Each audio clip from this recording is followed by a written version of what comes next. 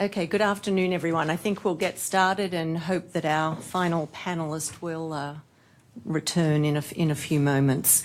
I'm Jackie Katz. I'm the Deputy Director of the Influenza Division at CDC, and I'm standing in for Dan Jernigan, who unfortunately wasn't able to make it today, but hopefully will join us tomorrow. So we have an interesting panel discussion about the issues related to vaccines. Vaccination, of course, is the most effective method for preventing influenza vaccines and influenza-related complications. However, many challenges exist in the development and delivery of vaccines, particularly during a pandemic. And as we heard this morning, we scratched the surface of a few of these challenges, but key to the successful mitigation through the use of vaccines is that we have them in a timely manner in order to mitigate the peaks of illness. And of course, in 2009, this didn't happen.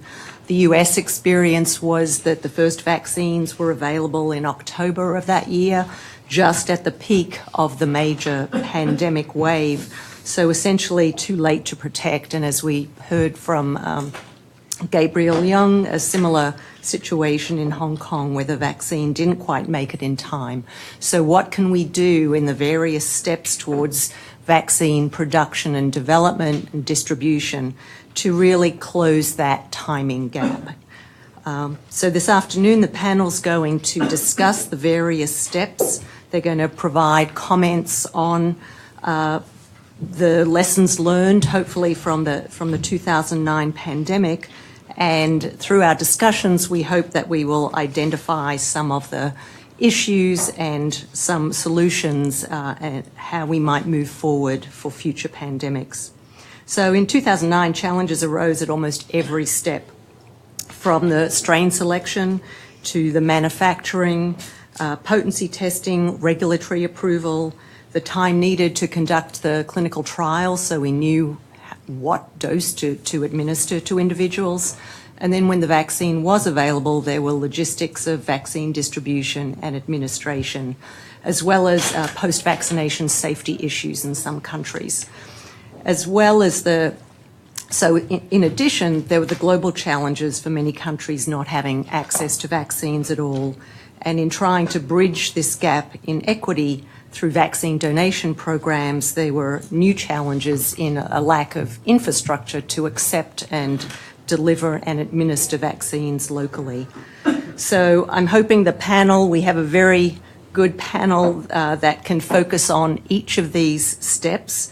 So I'm going to turn over the floor. Each of them will provide some opening remarks. We'll have then a general question and answer session at the end. So it's my pleasure to introduce my colleague, Wenjing Zhang from WHO. She leads the Global Influenza Program at WHO in headquarters in Geneva. And in this role, she's providing leadership and coordination of the global global activities for influenza surveillance, leading to seasonal vaccine development, as well as monitoring for novel influenza viruses. During the 2009 pandemic, Dr. Zhang coordinated the global influenza surveillance and response system and coordinated the WHO response and laboratory response and capacity aspects.